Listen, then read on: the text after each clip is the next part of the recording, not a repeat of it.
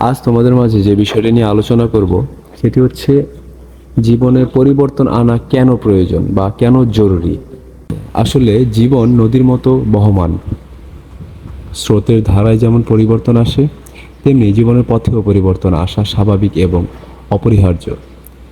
স্থিতিশীলতা হয়তো আপাত দৃষ্টিতে আরামদায়ক মনে হতে পারে, কিন্তু দীর্ঘমেয়াদী উন্নতি এবং বিকাশের জন্য জীবনে পরিবর্তন আনা অত্যন্ত জরুরি। প্রথমত, পরিবর্তন নতুনত্বের জন্ম দেয়।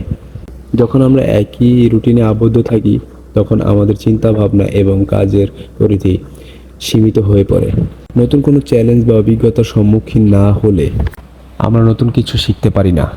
পরিবর্তন আমাদের সেই অচেনা পথে চালিত করে যেখানে নতুন ধারণা, নতুন সুযোগ এবং নতুন সম্ভাবনার হাতছানি থাকে। দ্বিতীয়ত, পরিবর্তন আমাদের স্থিতিশীলতা ভাঙতে সাহায্য করে।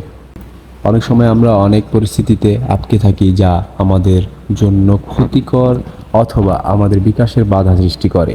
ভয় বা দ্বিধার কারণে আমরা সেই পরিস্থিতি থেকে বের হতে পারি না।